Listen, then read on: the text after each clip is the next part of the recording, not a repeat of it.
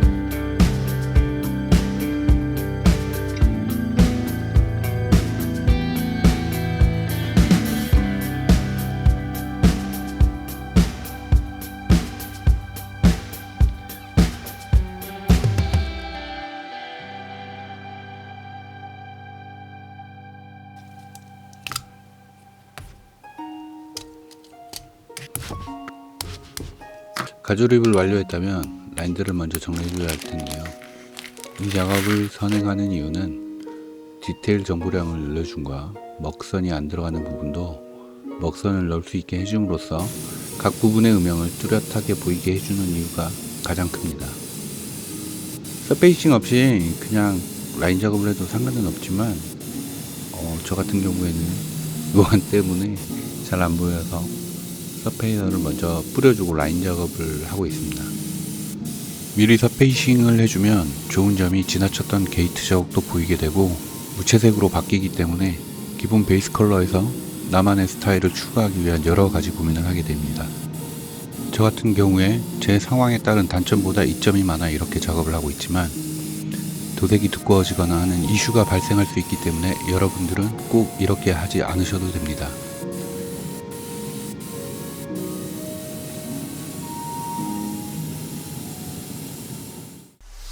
Telling the truth, telling me lies. I can't handle it, you gotta decide. Give me a hug, give me a kiss. There's no way back, one time you started like this. Take me away, take me away. We leave this land and no one needs to stay. Take me away, don't wait for the day. So in the night and we will shine and play. Take me away, take me away, take me away, take me away, take me away, me away, me away, me away.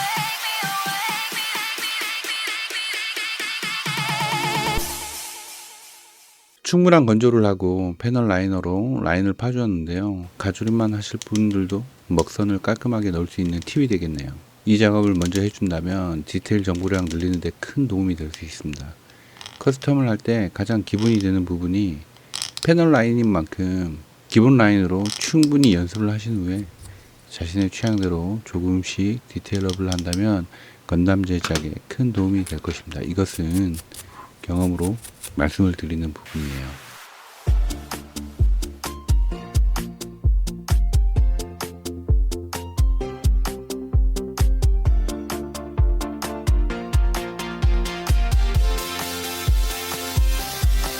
When you touch my skin, a beautiful sin. This magic eyes, I can only give in. Now this is the truth.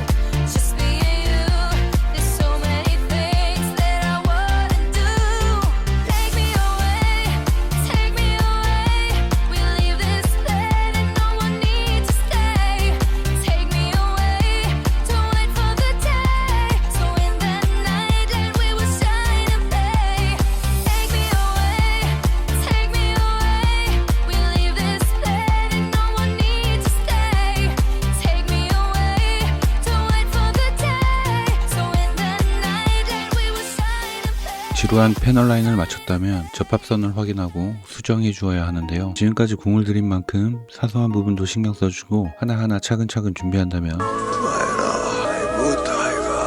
스핀과 안핀이 맞물리는 부분이 뻑뻑해서 힘주어 눌러줘야 하기 때문에 불편함이 다소 발생합니다. 결합 부위에 틈이 생긴다면 다시 벌어지는 현상도 생기고요. 그래서 보통은 접합선 수정 후 집게 같은 것을 물리고는 합니다. 바주카 포신을 제외한 뒷부분은 정중앙을 가로지르는 패널 라인이 있습니다. 이런 부분은 접합 수정을 안 해도 상관은 없습니다. 하지만 유격이 발생하였기 때문에 안핀 부분을 컷해줌으로써 유격 발생을 최소화할 수 있고 힘도 덜 들어갑니다. 조립면을 고르게 하기 때문에 안핀을 잘라주는 것이 좋습니다. 접합선 수정할 때도 집게를 물려야 하거나 하는 번거로움도 없고요. 이 방법은 가조립할 때 분해하기 좋게 하기 위함도 있어요. 가조립 단계에서 확인해 보시고 잘라주는 것도 방법이겠네요.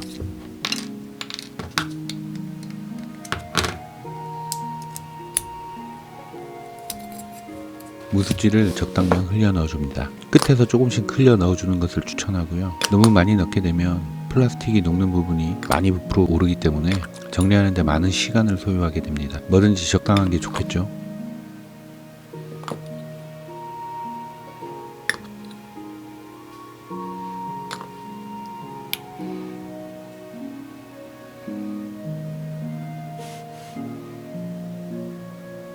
접착면을 정리하기 위해 사포 220번부터 600번까지 준비해줍니다. 불어오는 면은 없어질 때까지 밀어주고 여기서 주의할 점은 각이나 면이 망가지는 일이 없이 문질러줍니다. 좁은 면은 아트나이프나 조각도 혹은 패널 라인으로 정리를 하고요. 마무리로 600번 사포로 거친 면을 잡아준 뒤 페이싱하면 말끔할 것입니다.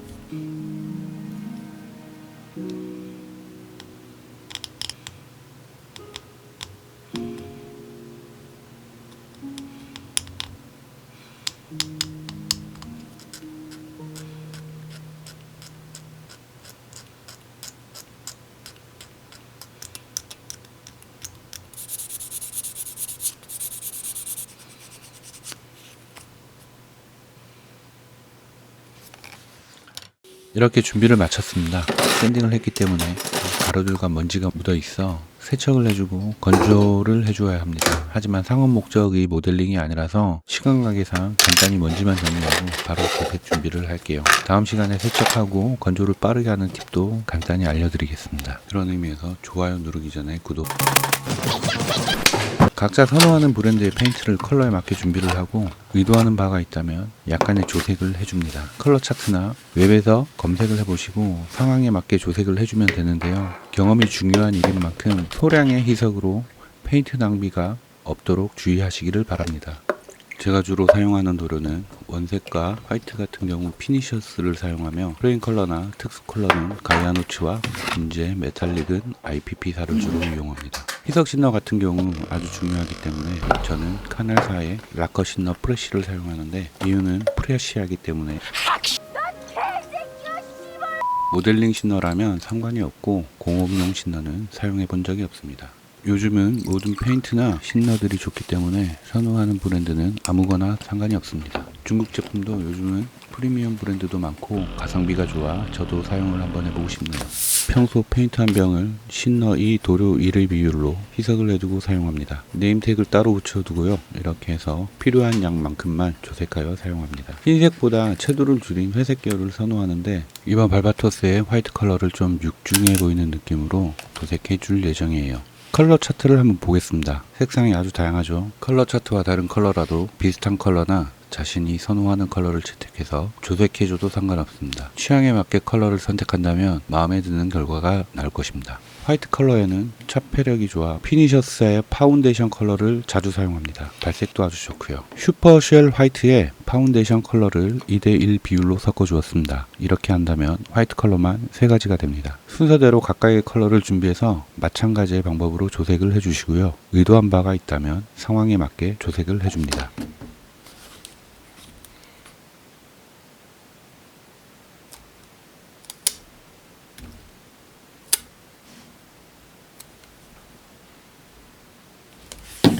부품들을 도색집게 물고 도색을 시작해줍니다. 서페이서는 보통 1200번을 사용하고 있고 오토 모델링이나 유광 도색할 경우에는 1500번을 사용해줍니다. 그렇지 않은 무광 마감은 1200번도 충분히 사용 가능하기 때문에 평소에 저는 1200번 정도를 사용해주고 있습니다. 색상에 맞게 도색을 해줍니다. 팁을 드리자면 촉촉하게 뿌리되 아랫도장이 녹아서 페인팅한 컬러와 섞이지 않게 브러싱하는 것이 중요합니다. 도색 시 끝부분에 도료가 맺히게 된다면 해당 부분이 아랫도장이 녹아 끝부분만 색이 진하게 변하는 것을 볼 수 있는데 가장 주의해야 할 부분입니다.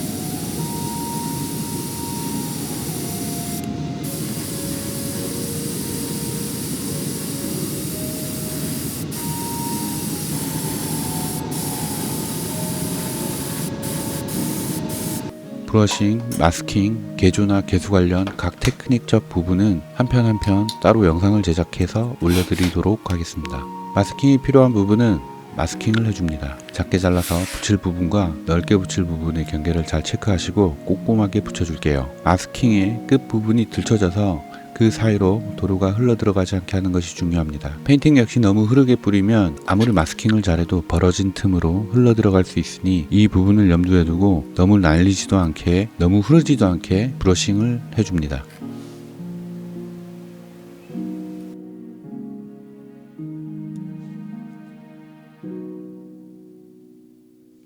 컬러 분할의 경우 이질감이 느껴지지 않게 도색하는 것이 포인트입니다. 화이트 컬러와 회색의 경계를 잘 어우러지게 컬러 포인트를 잡아주어야 합니다. 각자의 취향은 있겠지만 저의 경우는 컬러의 짙어짐과 옅어짐의 완급 조절을 통해서 해당 부분에 모호성을 주고 자세히 보면 색이 좀 다르구나 정도를 선호합니다. 원작을 보다 다양하게 해석함으로써 디테일 정보량을 늘려준다는 느낌만 주면 될 것 같아 저는 그렇게 작업을 하고 있고요. 꼭 나 도색 잘합니다. 마스킹 잘합니다. 티를 내는 것보다 잘 어우러지게 작업해 주는 것이 중요하다고 생각해서 그렇게 작업하고 있으니 여러분도 취향에 맞게 너무 과하게 또는 바둑이 같이 만드는 것은 피하시면 좋겠습니다. 이것은 개인적 의견입니다.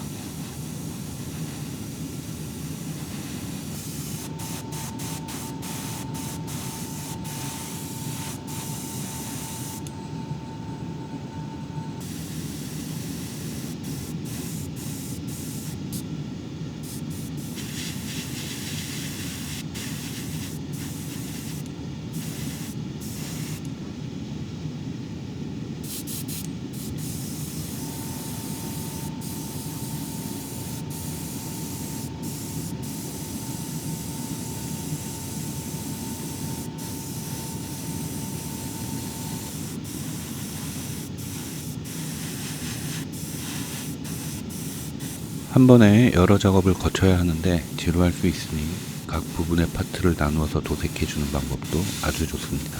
하나씩 완성되어 가는 재미가 있기 때문에 조금 더 효과적인 방법일 수 있습니다. 어떻게 보면 취미로 하기에 너무 고된 작업이다 보니 결과물을 빨리 보기 위해 필요 부분의 작업을 건너뛰고 스스로 타협을 보는 경우가 많은데 지금 제가 작업하는 방법처럼 각 부분을 파트별로 나누어서 작업을 하신다면 지루함을 덜 수 있을 것입니다. 도색을 했다면 마스킹을 떼내어 줍니다. 앞서 말씀드린 것처럼 색상이 급격하게 변하는 것은 지양하여 도색하였습니다. 부품 단위로 도색을 하기 때문에 색상의 편차가 커 보이지 않지만 마감제를 뿌리고 나면 어느 정도 윤곽이 드러나게 됩니다. 이질감 없이 작업해주는 게 가장 효과적이라 생각하고, 저 또한 아직은 많이 미숙하다 생각하지만 분명한 것은 나만의 개성을 찾는 점이 중요한 것 같습니다. 여러분들도 본인만의 아이덴티티를 찾아서 뚜렷한 나만의 색깔을 가지시면 좋겠습니다. 뭐를 잘못 잡수셨나? 도색을 하고 마스킹을 떼내어 줍니다.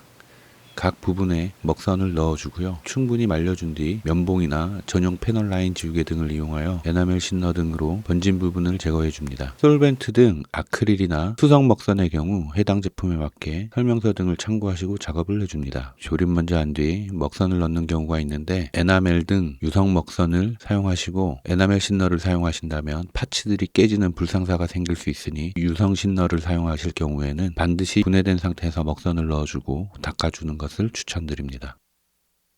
이미 패널 라인 작업을 하였기 때문에 먹선이 막히는 부분 없이 잘 들어갑니다. 너무 이곳저곳 닦아내기 힘들게 많이 흘려 넣지 마시고 닦아내기 좋은 위치를 잡아 몇 군데만 찍어줍니다. 저는 에나멜 유성 먹선을 이용하였기 때문에 에나멜 신너를 사용하여 닦아주겠습니다. 면봉이나 먹선 지우개 등을 이용하시고 가급적 면봉보다는 먹선 지우개가 좋습니다. 하지만 저는 야매도색 팔아서 잡히는 것 아무거나 사용합니다. 면봉의 단점은 면봉머리가 거칠기 때문에 메탈릭 도장이나 얇게 도장된 부분에 먹선을 진하게 넣거나 에나멜 워싱 등을 할 때 잘 지워지지 않아 힘주어 비비는 경우가 생깁니다. 이럴 때 도장면에 상처가 생겨서 먹선이 번지는 경우도 생기고 해당 도장 부위가 지워지는 경우도 생깁니다. 반면 먹선 지우개 같은 경우 고운 압축 스폰지 같은 재질이라 스크래치나 꾹꾹 눌러도 도장이 벗겨질 위험성이 적기 때문에 먹선 지우개를 추천드리고 있고요. 면봉 같은 경우도 크게 위험성은 없지만 도색을 해보신 분들 중 흰색 부위라든지 메탈릭 도장에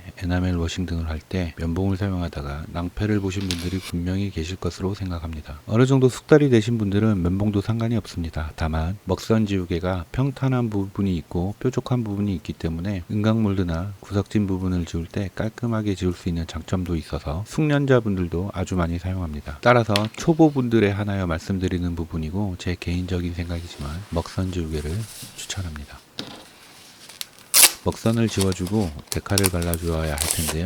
데칼은 브랜드별로 상이하기 때문에 마음에 드는 데칼을 선택하시면 되고요. 당연하겠지만 데칼 작업 시 마크 세터나 마크핏 등 데칼 관련 용품을 이용하여 붙이면 접착력이 더 좋아집니다. 저는 쓰다 남은 데칼 이것저것 아무거나 사용하지만 형식에 맞게끔 붙여줍니다. 지타건담에 사자빛 마크가 붙어 있으면 좀 웃기겠죠? 그리고 간혹 잘 안 붙을 경우에 마크핏 등을 이용하는데요. 여러분들은 꼭 관련 제품을 이용하셔서 낭패를 보는 일이 없도록 하시면 좋겠습니다. 데칼 품질이 떨어질 경우나 접착력이 떨어지는 데칼의 경우는 마감제를 뿌릴 때 바람에 날려버리는 경우가 생길 수도 있습니다. 이런 경우 당황하지 마시고 건조 후 해당 부위에 다시 데칼을 발라주신 뒤 가볍게 마감을 한 번 더 뿌려주시면 됩니다.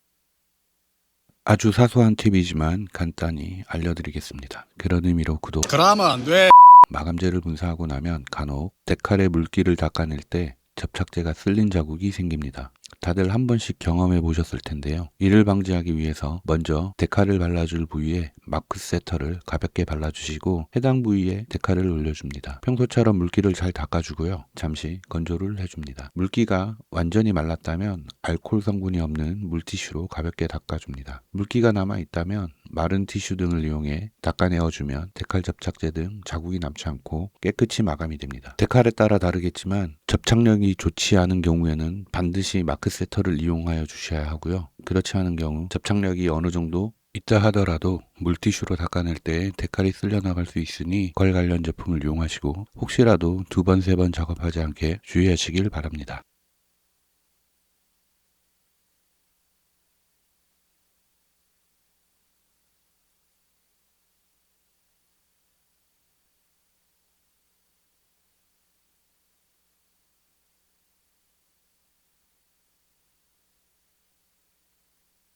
데칼 작업 후에는 마감제를 뿌려줍니다. 마감제는 군제 GX114 슈퍼 스무스 클리어를 주제 1, 신너 2의 비율로 희석해 주었고요. 지금까지 사용해본 무감 마감제 중에는 가장 마음에 듭니다. 마감의 희석을 너무 묽게 해서 뿌리거나 너무 많이 뿌려 하도가 높게만 하지 않는다면 마감은 크게 문제가 없고요. 다만 너무 멀리서 뿌리면 반건조로 인한 백화현상이 생길 수 있기 때문에 가급적 가까운 거리에서 흐르지 않게 뿌리는 것이 중요합니다. 마감을 하고 급하게 조립하지 마시고요. 충분히 건조를 해주셔야 합니다. 아랫도장이 마감재의 신너 침투로 인해서 약간 불려져 있다고 생각하시면 이해가 되실 겁니다. 아랫부분이 충분히 말라야 조립 시 마찰 부분에 도료 밀림 현상이나 까짐 현상이 발생하지 않기 때문에 최소 3시간 이상 건조해 주시는 걸 추천드립니다.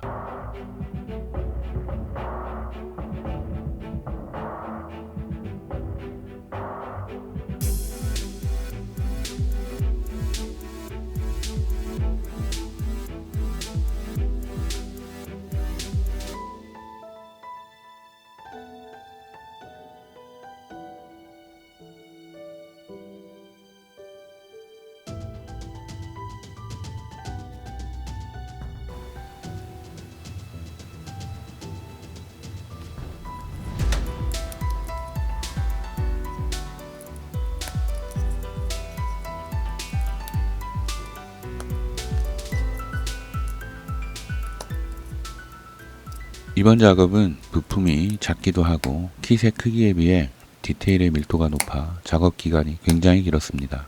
누출이 되지 않는 내장 부품의 경우 단순 투톤 컬러로 도색하였고 최대한 간단하게 작업하여 여러분들도 영상 보시면서 이해가 쉽게 하기 위해 기초적인 작업만 하였고요. 제가 알려드리는 방식은 프라모델 도색의 가장 기초가 되는 부분일 것입니다. 입문자분들께서 이 영상에서 알려드린 부분만 잘 지키셔서 작업하셔도 만족도가 꽤 높을 것으로 생각하고요. 도색을 좀 하신 분들도 초심으로 돌아갈 수 있는 기본기가 되는 영상이 되었으면 하는 개인적인 바람입니다.